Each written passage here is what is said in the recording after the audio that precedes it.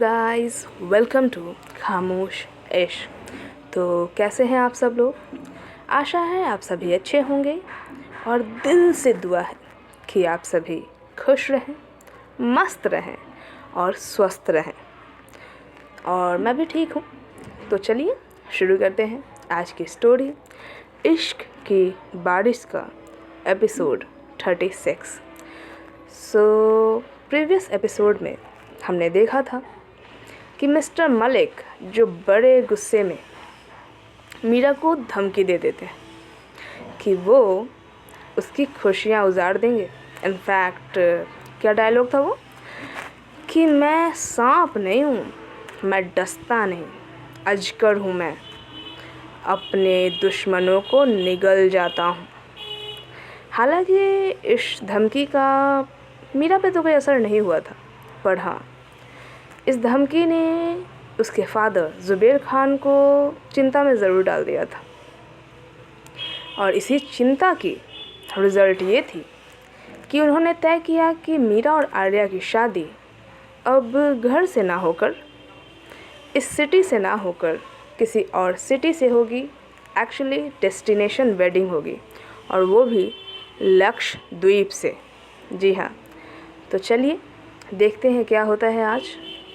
कहानी की शुरुआत वहीं से करते हैं जहाँ प्रीवियस एपिसोड को मैंने छोड़ा था। आर्या और उसकी फैमिली अपने घर के लिए निकल गई थी, और इधर मीरा जब वापस लौट रही थी तो उसके पीछे ही सबा और प्राची खड़े थे। सबा के चेहरे पे काफ़ी खूबसूरत सी स्माइल थी। वो मीरा को छेड़ने वाले अंदाज में उसे देखे जा रही थी। वहीं जब मीरा की नज़रें सबा पे पड़ती है तो उसके चेहरे पे भी हल्की सी मुस्कान आती है, और वो कहती है, आप मुझे ऐसे क्यों देख रही हैं? नहीं, वो क्या है ना कि आजकल मौसम बहुत बदल रहा है ना प्राची? हाँ भाभी, कुछ ज़्यादा ही बदल रहा है। अचानक से मौसम का ये बदलाव आपको क्या लगता है, सही है या गलत? अरे प्राची, तुम भी ना, सब सही हो रहा है। इनफैक्ट मौसम तो बड़ा गुलाबी सा हो गया है। वो क्या कहते हैं, इतनी हवा चल रही है ना कि चेहरे पे बाल आ रहे हैं। बार बार लटों को कान के पीछे करना पड़ रहा है।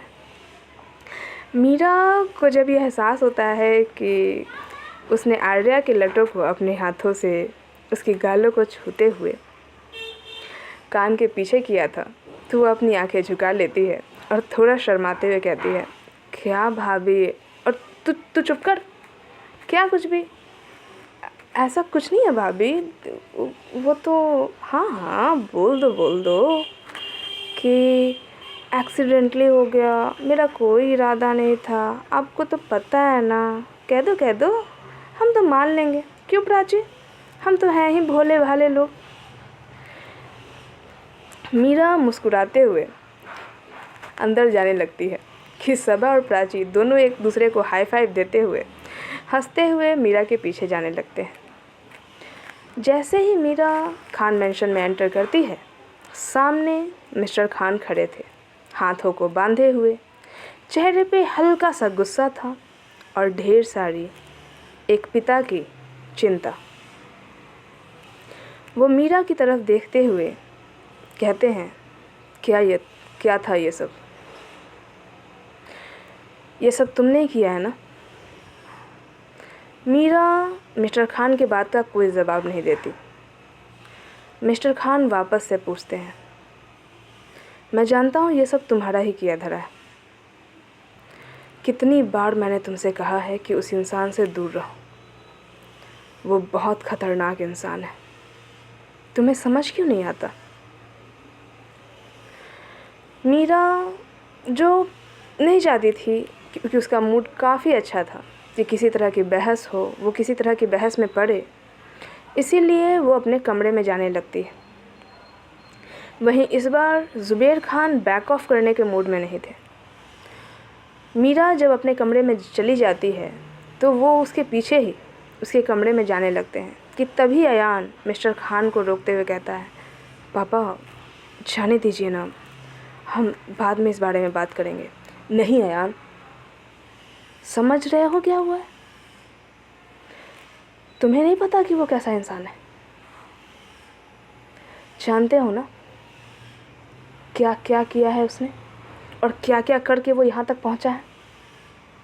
और मुझे ये समझ में नहीं आता कि क्या ज़रूरत है उससे बदला लेने की। अरे वो उसने जो भी किया था पास्ट में हमारे, वो बीत चुका है, हम उससे उभर चुके हैं। फिर क्या ज़रूरत है इन सब चीज़ों की? मैं समझ रहा हूँ पापा, आप गलत नहीं कह रहे हो, पर अभी इस वक्त इतने गुस्से में बात करना ठीक नहीं है। हम शांत होकर इस बारे में बात करेंगे, अभी रहने दीजिए। बिल्कुल नहीं, बात अभी होगी और इसी वक्त होगी। और मिस्टर खान अयान के हाथों को झटकते हुए मीरा के कमरे में चले जाते हैं। मीरा अपने कमरे में यूं ही बैठी हुई थी और अपने फ़ोन को स्क्रॉल कर रही थी। जैसे ही मिस्टर खान एंटर करते हैं, वो खड़ी हो जाती है और मिस्टर खान को देखते हुए कहती है, क्या चाहते हैं आप? मुझे इस बारे में कोई बात नहीं करनी। बात करनी होगी, सब कुछ आपकी मर्ज़ी से नहीं होगा। मैंने कुछ पूछा है आपसे, उसका जवाब दीजिए। ये क्यों किया है आपने? मैं आपको जवाब देना ज़रूरी नहीं समझती। देखिए, हम नहीं चाहते कि हमारे मुंह से कुछ ऐसा निकल जाए जिसकी वजह से घर में आने वाली खुशियाँ वापस से गम में तब्दील हो जाएं। अच्छा यही होगा कि आप हमारे कमरे से निकल जाएं। मीरा की इस बात पे शायद मिस्टर खान काफ़ी आज गुस्सा हो जाते हैं और वो मीरा के हाथों को थामते हुए कहते हैं, भूलिए मत मीरा, बाप हैं हम आपके, जन्म दिया है हमने आपको।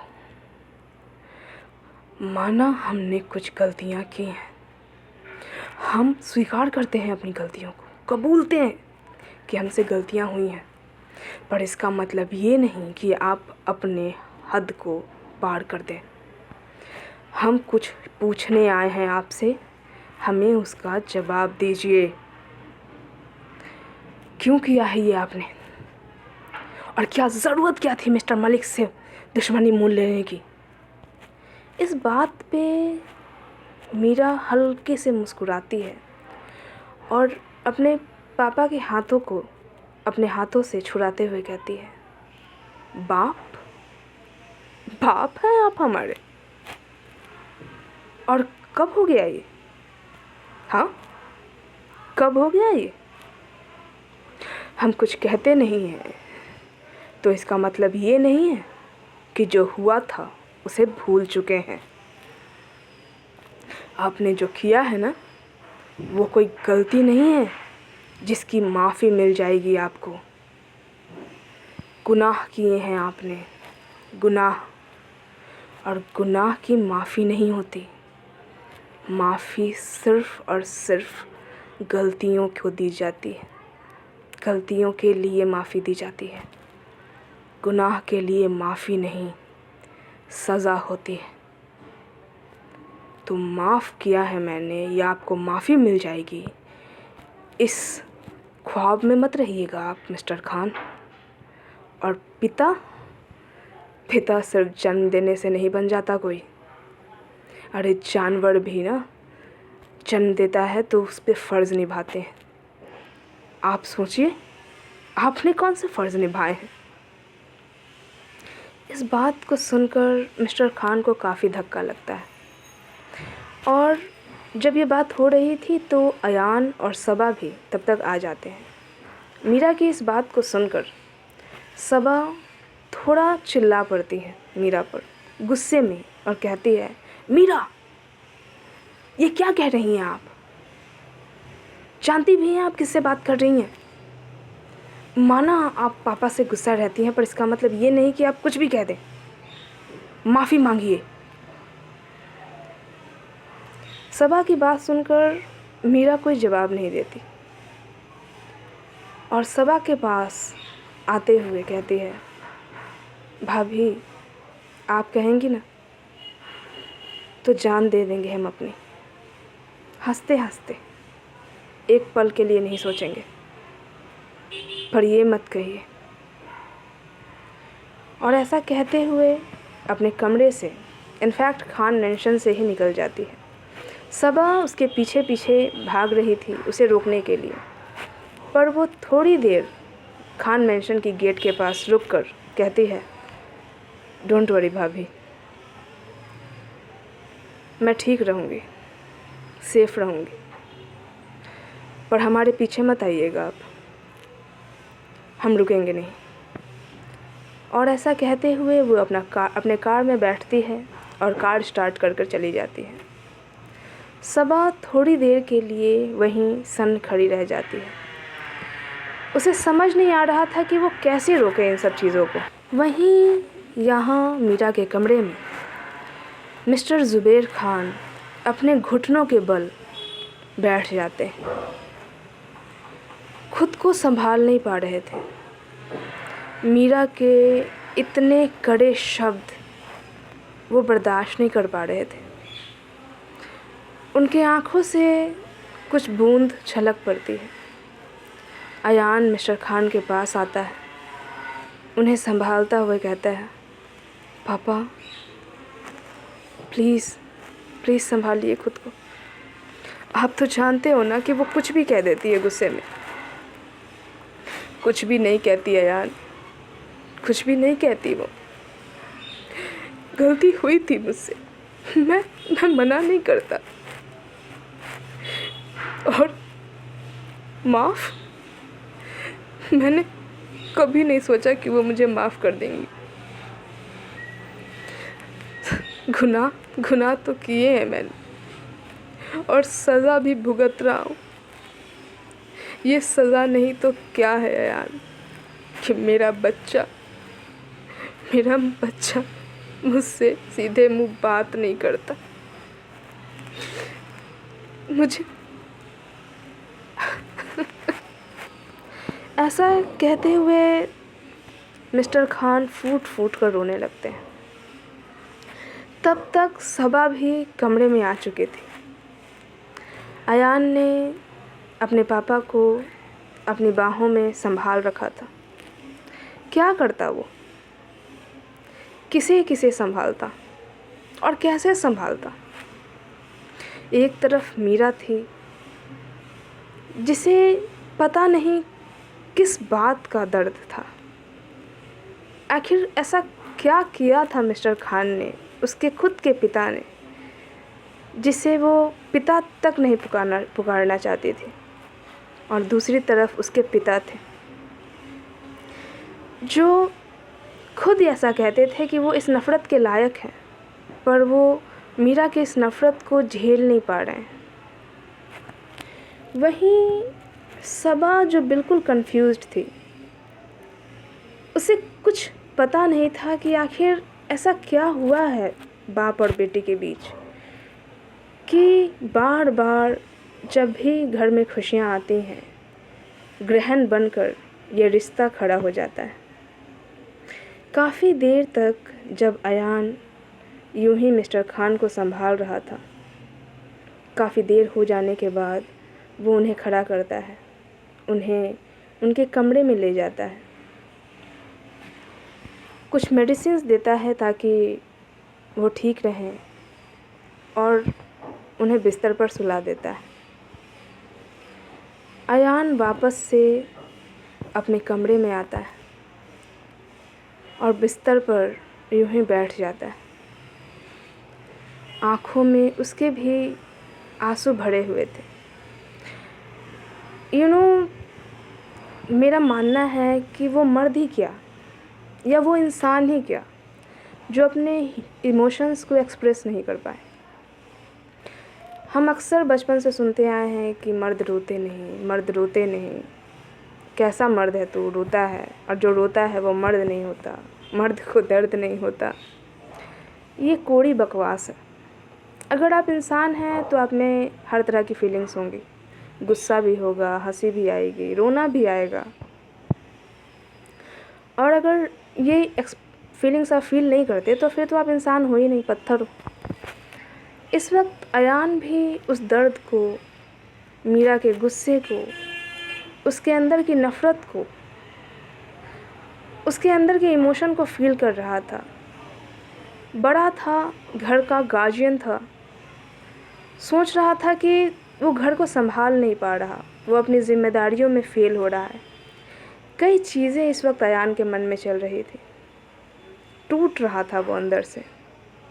हर बार वो मीरा और अपने पापा के बीच में पिस जाता था।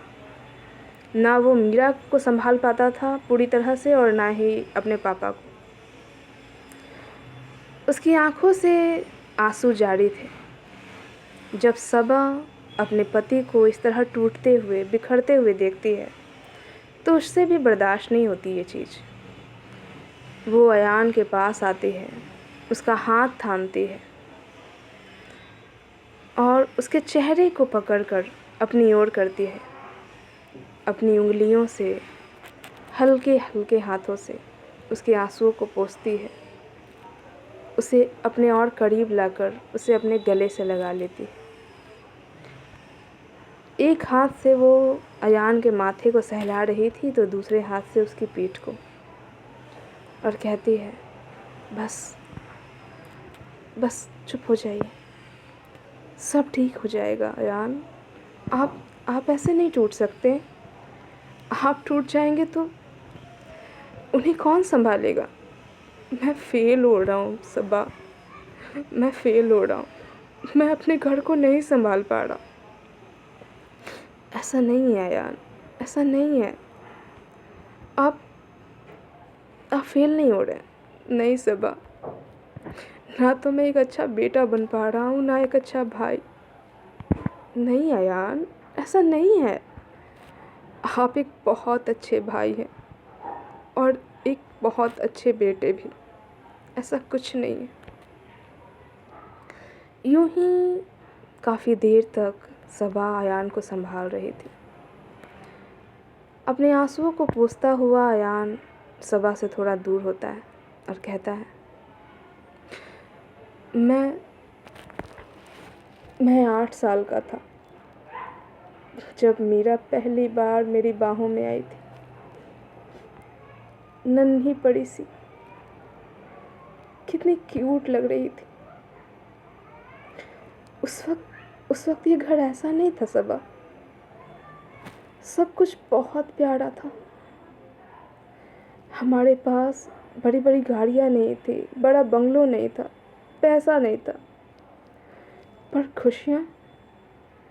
खुशियाँ तो इतनी थी कि हमारा दिल भरा होता था। हमारे चेहरों से मुस्कान नहीं जाती थी। और जब मीरा आई तो खुशियाँ 2 गुनी 4 गुनी हो गई थी। पता नहीं किसकी नज़र लग गई है इस घर को। और पापा तो मीरा को खुद से अलग नहीं करते थे। उसे यूं अपनी गोद में संभाल कर रखते थे ना, जैसे कोई नायाब चीज़ हो, जैसे मीरा को कोई उनसे चुरा कर ले जाएगा। और मीरा, वो तो पापा के बिना रह ही नहीं पाती थी। और आज देखिए आज क्या हो गया है। दोनों एक दूसरे का चेहरा नहीं देखना चाहते। मीरा पापा को देखना तक नहीं चाहती, उनसे बात नहीं करना चाहती। यकीन नहीं होता मुझे कि ये वही रिश्ते हैं जो दिल के इतने करीब थे और आज इतने दूर हो गए हैं। इतनी दूरियां आ गई हैं इन दिलों में कि एक घर में रहने के बाद भी हम क्या चल रहा है, एक दूसरा क्या महसूस कर रहा है, हमें पता नहीं है। अयान की बातें जब सबा सुनती है तो वो कहती है कि ऐसा क्या हुआ था अयान? आखिर मीरा पापा से इतनी नफ़रत क्यों करती है? अयान थोड़ी देर चुप हो जाता है और कहता है, सबा, माँ के जाने के बाद सब बदल गया। माँ के जाने के बाद पापा वो नहीं रहे जो पहले थे। उन्होंने कई ऐसे फैसले लिए जिसने इस घर को तोड़ दिया। पापा मिस्टर मलिक के यहाँ जॉब करते थे। ये बात सुनकर सबा बिल्कुल शॉक्ड रह जाती और कहती है, व्हाट? पर आप लोग? हाँ सबा,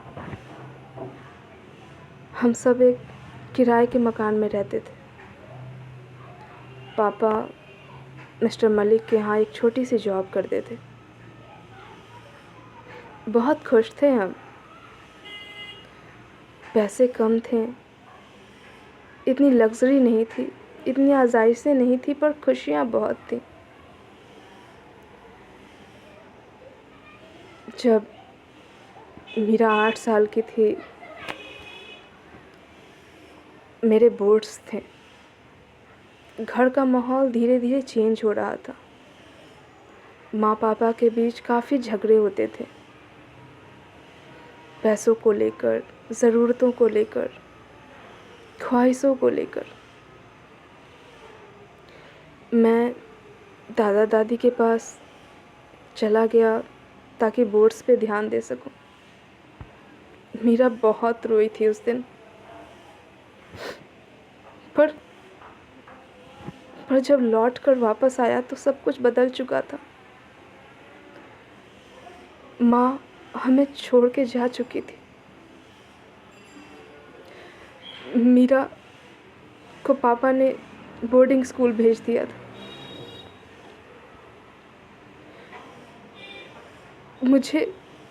मैंने कई बार पापा से पूछा, पर पापा ने कोई जवाब नहीं दिया।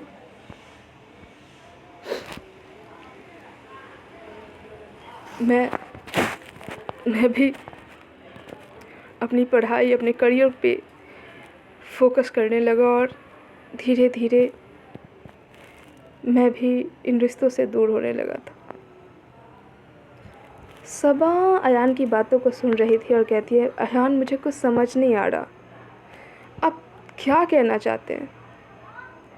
अयान जो कि इस वक्त इमोशनल था, शायद वो सबा के सामने इन चीज़ों को जाहिर करना नहीं चाहता था, पर इमोशनल स्टेट में हम क्या कह जाते हैं हमें खुद मालूम नहीं होता। वो जब होश में आता है तो वो कह पड़ता है, कुछ नहीं, आप भूल जाइए, मैंने जो भी कहा ऐसा कुछ नहीं है। सबा अयान का हाथ थामते हुए अपनी ओर मोड़ती और कहती है, अयान प्लीज़ बताइए हमें क्या हुआ है, हम जानना चाहते हैं। आपको हमारी कसम है, आज हमसे कुछ मत छुपाइएगा, हमें जानना है क्या हुआ है। बोर्डिंग मम्मा, क्या, हमें कुछ समझ में नहीं आया, क्या कहना चाहते हो? अयान जो कि इस बात को जाहिर नहीं करना चाहता था, क्योंकि उसने बार बार कहा था कि ये दर्द मीरा और पापा का है और इसे शेयर करने का हक भी सिर्फ इन दोनों का है, पर आज सबा की कसम ने उसे मजबूर कर दिया था। वो बातों का और राज़ों का सिलसिला जारी करता है। करीब 1 घंटे तक अयान और सबा के बीच बातें होती हैं। अयान जैसे जैसे बातें बता रहा था, जैसे जैसे राज को सबा पर जाहिर कर रहा था, सबा की आंखों से आंसू बह जा रहे थे। आंसू रुकने का नाम नहीं ले रहे थे। जब अयान की बात पूरी होती है और वो सबा की ओर देखता है तो देखता है कि सबा की आंखों से आंसू जारी हैं। उसकी आंखें बिल्कुल लाल हो चुकी हैं। वो बिल्कुल स्तब्ध बैठी हुई थी। उसके हाथ जो कि अयान के हाथों पर थे वो नीचे गिर चुके थे। अयान सबा के हाथों को थामता है, उसकी आंखों से आंसुओं को पोंछता हुआ कहता है, सबा, मैंने जो भी बताया है आपको वो अधूरा है। सिर्फ़ और सिर्फ उतना ही है जो मैं जानता हूँ। और यकीन कीजिए, जिस दर्द को आप इस वक्त महसूस कर रही हैं ना, वो मीरा के दर्द का 1/4 हिस्सा भी नहीं है। सबा जब इस लाइन को अयान के मुंह से सुनती है तो आंखें ऊपर करके अयान को देखती है और कहती है, क्या ये 1/4 हिस्सा भी नहीं? हाँ सबा, ये 1/4 हिस्सा भी नहीं है जितना दर्द मीरा ने सहा है। आपको क्या लगता है क्यों मैं चुप रहता हूँ उसके सामने? जितनी तकलीफ़ उसने झेली है ना, उतनी तकलीफ़ में तो इंसान अपने जान को ख़त्म करने की कोशिश करते हैं, पर वो मजबूती से खड़ी है और चेहरे पे अब भी उसकी हंसी बरकरार है। बहुत स्ट्रॉन्ग है मेरी बहन। और सच कहूँ ना तो उसका गुनहगार सिर्फ़ और सिर्फ पापा नहीं है, मैं भी हूँ। सबा जो यकीन नहीं कर पा रही थी कि अपने जिस बच्चे को वो हल्के से भी दर्द में नहीं देखना चाहती, उसने इतना कुछ झेला है। आखिर क्या झेला था मीरा ने, ये तो मैं अभी रिवील नहीं करूँगी, पर कई सालों के बाद, कई बार पूछने के बाद सबा के सामने ये बात आ चुकी है। पर अयान जो ये कह रहा है कि ये दर्द तो 1/4 भी नहीं है, ये तो भाई आगे देखेंगे कि क्या होता है। चलिए, अब मीरा के घर पे तो ये कहानी थी। अब मीरा कहाँ गई थी? वहीं मीरा कार को ड्राइव करते हुए एक जगह रुकती है और फ़ोन करने लगती है।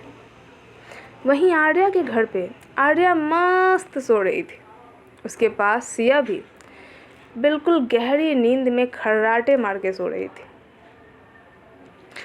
आर्या के चेहरे पे हल्की हल्की सी स्माइल थी, नींद में ही, काफ़ी गहरी नींद में थी वो भी, कि तभी उसके फ़ोन पे एक फ़ोन आता है, रिंग बजने लगती है, जिससे आर्या की नींद में थोड़ी सी खलल पड़ती है। बट फर्स्ट रिंग में वो कॉल नहीं पिक करती और वापस से सो जाती है। दोबारा फिर से उसके फ़ोन की घंटी बजती है कि सिया अपने पास के पिलो को उठाकर आर्या को मारते हुए कहती है, अरे उठा ना मेरी माँ फ़ोन, पता नहीं कौन मर रहा है। सोने भी नहीं देते और ऐसा कहकर वापस सो जाती है। आर्या अपने फ़ोन को पिक करती है, हेलो बोलने ही वाली थी कि सामने से एक आवाज़ आती है, आर्या। आवाज़, नाम सुनते ही और ये आवाज़ सुनते ही आर्या अपनी आंखें खोलती है और अपने बेड पर बैठ जाती है और कह पड़ती है, मीरा, क्या हुआ है? आप रो रहे हो? नहीं, आपकी आवाज़ को क्या हुआ है? क्या हुआ है मीरा? आप ऐसा क्यों साउंड कर रहे हो? सब ठीक है ना? मीरा, सब ठीक है ना? आप ठीक हो ना? बताओ ना। मीरा कहती है, आर्या, आप मिल सकते हो मुझे? मैं आपसे मिलना चाहती हूँ। हाँ हाँ हाँ, आ रही हूँ, मैं आ रही हूँ। आप फिक्र मत करो, मैं आ रही हूँ आपके पास। और आर्या फ़ोन को लिए हाथों में लिए ही अपने कमरे से बाहर निकलती है और कहती है, कहाँ हैं आप? मैं अभी आ रही हूँ मीरा, आप फिक्र मत करो। आप कहाँ पे हो आप? मीरा आर्या से कहती है कि मैं आपके घर के बाहर ही हूँ। हाँ गाइस, मीरा आर्या के घर आई थी क्योंकि इस वक्त जो उसे सुकून चाहिए था वो सिर्फ़ और सिर्फ आर्या ही उसे दे सकती थी। देख रहे हो, बार बार कहना है कि मुझे प्यार नहीं है, मुझे पता नहीं है कि क्या हो रहा है, पर आना उसे आर्या के पास ही है। मीरा आर्या जब अपने घर के दरवाजे को खोलती है तो देखती है कि सामने मीरा की कार खड़ी है और उसके पास ही मीरा खड़ी है। जब वो मीरा को देखती है तो आर्या काफ़ी घबरा जाती है क्योंकि मीरा की आँखें बिल्कुल लाल थी, चेहरा मुरझाया हुआ, परेशान और काफ़ी सैड वाइब्स दे रहा था। आर्या मीरा के पास जाती है, उसके गालों को अपने हाथों में भर लेती है, अपनी दोनों हथेलियों में, और कहती है, क्या हुआ है? हाँ, क्या हुआ है आपको? आपकी आँखें इतनी लाल क्यों हैं? मीरा, क्या हुआ बच्चा? कहिए ना। हाँ, कोई प्रॉब्लम है? आप ठीक हो ना? हाँ, बोलो ना, क्या हुआ है? कहिए ना मीरा, मुझे घबराहट हो रही है। क्या हुआ है? कहिए ना। मीरा आर्या को यूँ खुद के लिए परेशान देखते हुए कहती है, Arya, will you please hold me? क्या आप मुझे थामोगे?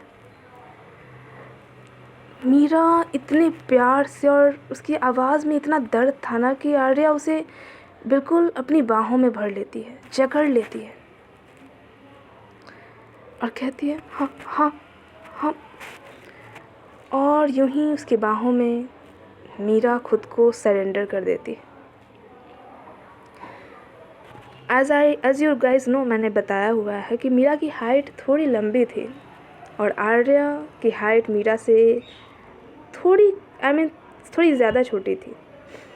सो आर्या का सर अब भी मीरा के सीने में था और मीरा ने अपनी गर्दन आर्या के कंधों पर झुका रखी थी। पूरी तरह से खुद को आर्या की बाहों में उसने सरेंडर कर दिया था, छोड़ दिया था खुद को, जैसे कह रही हो कि प्लीज़ मुझे संभाल लो, प्लीज़ मुझे संभाल लो। आर्या भी पूरी तरह से मीरा को अपनी बाहों में संभाले हुए थी और उसके सर को सहलाते हुए कहती है, क्या हुआ है मीरा? हाँ, क्या हुआ है आपको? आप इतनी परेशान क्यों हैं? कुछ हुआ है क्या? बोलो ना बच्चा। हाँ, बोलिए ना प्लीज़।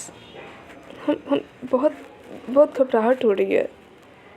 मीरा यूं ही खुद को छोड़े हुए उसके गर्दन के पास, आर्या के गर्दन के पास आके कहती है, आर्या प्लीज़ चुप रहिए, अभी मुझे आपको महसूस करना है, मुझे खुद को महसूस करने दीजिए, मुझे आपको अपने आप को आपकी बाहों में महसूस करना है। मीरा की ये बात सुनकर आर्या थोड़ी देर के लिए चुप हो जाती है और यूं ही मीरा को अपनी बाहों में संभाले हुए थी। दोनों काफ़ी देर तक यूं ही खड़े रहते हैं।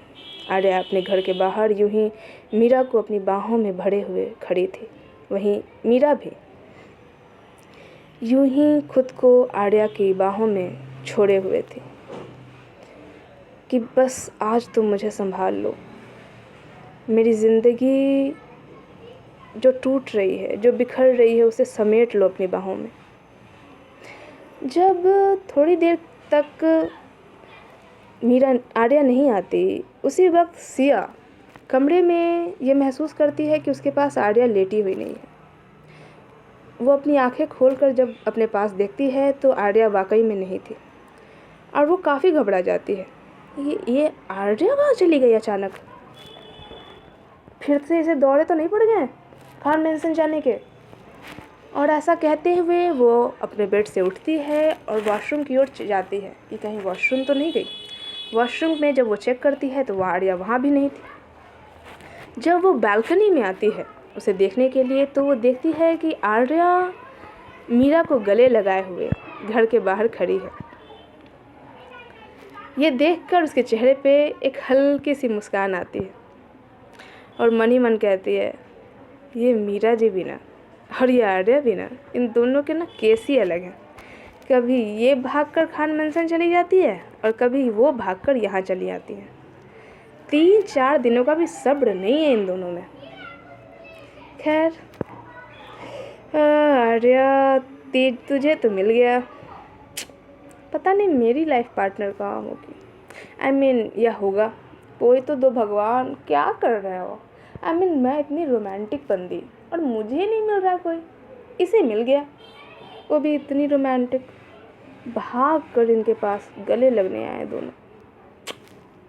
चल सिया, सपने में किसी को गले लगा ले, रियलिटी में तो तेरी किस्मत में ये है ही नहीं। और ऐसा कहते हुए सिया वापस से बेड पे जाकर सो जाती है। वहीं जब सिया आर्या और मीरा को एक दूसरे को गले लगाए यूं ही एक दूसरे के थामे हुए काफ़ी देर बीत जाती है तो मीरा आर्या से थोड़ी अलग होती है। पर मीरा आर्या ने नहीं छोड़ा था। आर्या यूं ही उसे थामे हुए थी। हालांकि वेट में और हाइट में देखा जाए तो मीरा आर्या से थोड़ी ज़्यादा ही है, थोड़ी स्ट्रॉन्गर है। उसके वज़न को संभाला हुआ था आर्या ने, क्योंकि वो मीरा ने अपने आप को पूरी तरह से आर्या की बाहों में छोड़ रखा था। पर हमारी आर्या शिकायत नहीं करती। मीरा आर्या से थोड़ी दूर होते हुए आर्या के हाथों को पकड़ती है और कहती है, आर्या, हम बहुत थक गए हैं, हमें प्लीज़ सुला दीजिए ना, हमें सोना है, प्लीज़ आप हमें सुला दीजिएगा। आर्या जब मीरा की ये बात सुनती है तो उसके गालों पे अपने हाथ को रखती है और कहती है, हाँ हाँ, क्यों नहीं सुलाएंगे हम। और आर्या वहीं कार के बैक सीट पर जाकर बैठ जाती है।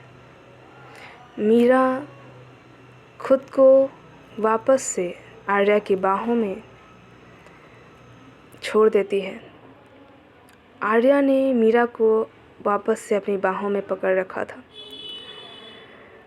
मीरा पूरी तरह से आर्या पर लेटी हुई थी और आर्या बैक सीट पर बैठी हुई थी। आर्या मीरा के माथे को यूं ही सहला रही थी और हल्का सा गुनगुना रही थी।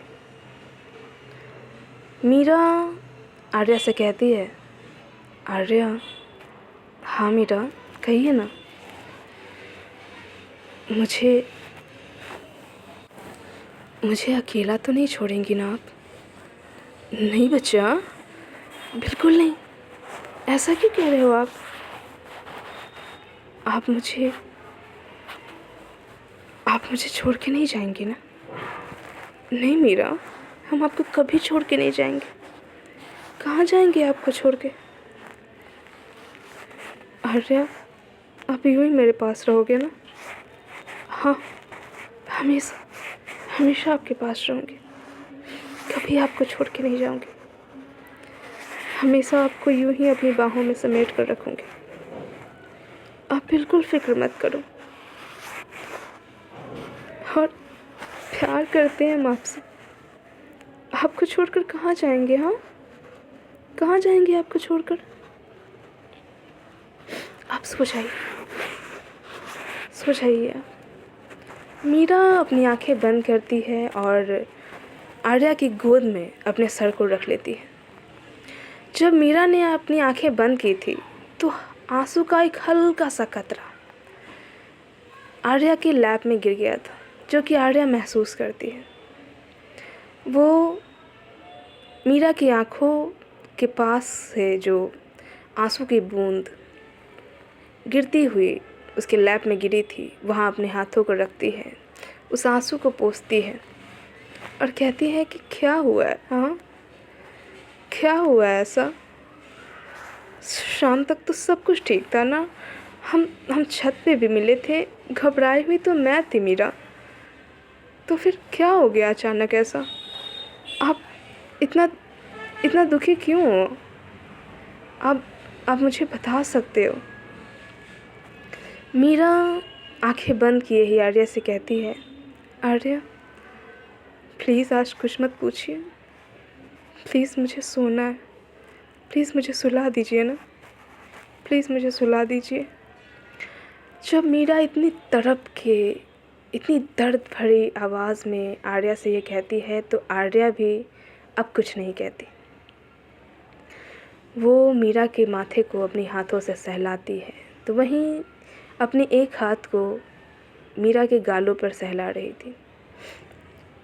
उसे ये आश्वासन दे रही थी मानो कि मैं यहीं हूँ, मैं कहीं नहीं जाऊँगी, आप सेफ़ हो। जो भी प्रॉब्लम है, जो भी परेशानी है, मैं उन सबको ख़त्म कर दूँगी। आपको कुछ नहीं होगा, मैं आपको कुछ नहीं होने दूँगी। मीरा यूं ही आर्या की बाहों में गोद में सर रखे सो जाती है। उधर जब काफ़ी देर हो जाती है, रात भी कहना नहीं होगा, सुबह के 4 बज रहे थे। सबा अयान भी अपने कमरे में सोए नहीं थे। सबा जब अयान की बातों से थोड़ा उभरती है, थोड़ा होश में आती है, तो उसे ध्यान आता है कि मीरा अभी तक नहीं आई है। वो उसे कॉल करती है, पर मीरा पूरी तरह से नींद में जा चुकी थी। जब आर्या को यह एहसास होता है कि मीरा का फ़ोन रिंग कर रहा है और मीरा की नींद खुल ना जाए, इसीलिए वो मीरा का कॉल उठाती है। फ़ोन उसकी जेब में ही था, तो देखती है कि सबा का कॉल आ रहा है। वो सबा के कॉल को पिक करती है और सबा की आवाज़ आती है, मीरा बच्चा आप ठीक हो ना? हाँ, कहाँ हो आप ठीक हो ना मीरा? इधर आर्या जवाब देती है, भाभी मैं आर्या बोल रही हूँ, मीरा हमारे साथ है। क्या हुआ है भाभी? वो इतनी सैड क्यों है? पहली बार हमने उन्हें रोते हुए देखा है। क्या हुआ है ऐसा भाभी? सबा आर्या से कुछ कहती तो नहीं, पर कुछ तो कहना था। भले ही आप सच्चाई ना बताओ, पर कुछ तो कहना पड़ेगा। सो वो बस इतना कह देती है कि आर्या क्या हुआ है ये तो हमें भी नहीं पता, पर हाँ शायद बिज़नेस को लेके वो थोड़ी परेशान है। नहीं भाभी, ये परेशानी बिज़नेस की नहीं है, आप मुझसे कुछ छुपा रहे हो। ये कुछ और है, बताइए ना भाभी क्या हुआ है? हमें बहुत घबराहट हो रही है। हमने मीरा को इस तरह टूटते हुए नहीं देखा। सबा आर्या से कहती है कि उसे नहीं मालूम कि क्या हुआ है, बस मीरा घर से निकल गई थी, इसीलिए वो थोड़ी परेशान थी कि मीरा कहाँ गई है, इसलिए उसने कॉल किया। जिस पे आर्या भी कुछ नहीं कहती और बस इतना कह देती है कि भाभी वो मेरे साथ हैं और आप फ़िक्र मत कीजिए। जब सबा और आर्या की बात हो रही थी, तो इस वजह से आवाज़ के कारण मीरा की भी नींद टूट जाती है और वो आँखों को खोलते हुए देखती है कि वो आर्या की बाहों में, उसकी गोद में सो रही है। आर्या की बात तब तक कंप्लीट हो चुकी थी। वो फ़ोन को कट करके जब देखती है तो मीरा ने अपनी आंखें खोल ली थी और उसकी गोद से उठ रही थी। तभी आर्या उसके माथे को सहलाते हुए वापस से उसे अपने गोद में लिटाती और कहती है, क्या ज़रूरत है बैठने की, हाँ, आप सो जाइए थोड़ी देर और। नहीं आर्या, आई एम सॉरी, मैं इस वक्त ऐसे आ गई और आप रात भर इसी तरह बैठे हुए थे। आई एम सो सॉरी, मेरी वजह से आपको जो तकलीफ़। क्या कह रहे हो, हाँ? मीरा तकलीफ़ बट कहने ही जा रही थी कि तभी आर्या उसके होठों पे अपनी एक उंगली रखते हुए कहती है, खबरदार जो कभी ऐसा कहा तो। आपको क्या कहते रहते हो और क्या सोचता रहता है ये? कोई तकलीफ़ नहीं हुई हमें। और आप ना यूँ टूटा मत करो, मुझे बिल्कुल अच्छा नहीं लगता। आर्या के इस मासूम से जवाब और इस मासूम सी हरकत को देखकर मीरा के चेहरे पे एक हल्की सी स्माइल आती है। वो आर्या के चेहरे को अपने हाथों में थामती हुई कहती है, आप बहुत क्यूट हो, बहुत अच्छे हो आप। पता नहीं आप मुझे कैसे मिल गए। आर्या हल्का सा मुस्कुराती है। मीरा धीरे धीरे आर्या के थोड़े करीब जाने लगती है। दोनों एक दूसरे से काफ़ी करीब थे कि तभी वहाँ पे वापस से सिया मीरा के कार के डोर को नॉक करती है और कहती है, आर्या जल्दी बाहर आ। आर्या जो कि ये सोच रही थी कि अभी किस होगी, वापस से सिया ने उसे डिस्टर्ब कर दिया है। वो आँखों को घूरते हुए डोर को खोलती है और सिया को देखती है और मन ही मन कहती है, ये जब तक रहेगी ना मेरी किस होने नहीं देगी ये लड़की। और झुंझलाते हुए कहती है, क्या हो गया? अरे यार, अंकल जाग गए हैं। ये पापा इतनी सुबह कैसे जागने लगे हैं? भूल गई, आज हमें लक्षद्वीप के लिए निकलना है, तेरी शादी है डफर। सुबह अंकल का कॉल आया था, फ्लाइट से जाना है हमें। और हेलो मीरा जी। तब तक मीरा भी उठ ही चुकी थी और वो सिया की नज़र मीरा पे पड़ती है। वो एक्चुअली अंकल का कॉल आया था और उनका कहना है कि हम सब रेडी हो जाए, आपके पास तो प्राइवेट एयरप्लेन है ना। इस बात को सुनकर मीरा हल्का सा मुस्कुराती और कहती है, हाँ प्राइवेट है। आर्या मीरा की तरफ देखती है और कहती है, तो मैं जा रही हूँ और आप लोग तैयार हो जाइएगा, हम प्लेन में मिलेंगे, एयरपोर्ट पे मिलेंगे।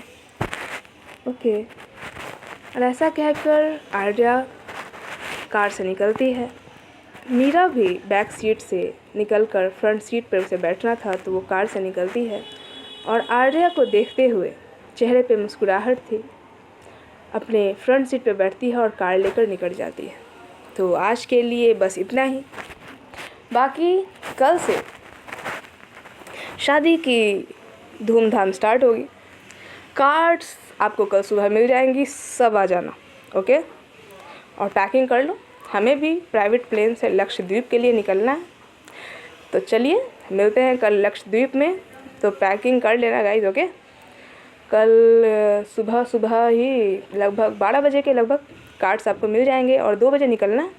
ठीक है, 2 घंटे में पैकिंग कर लेना। तो आज के लिए good night, sweet dreams, bye bye.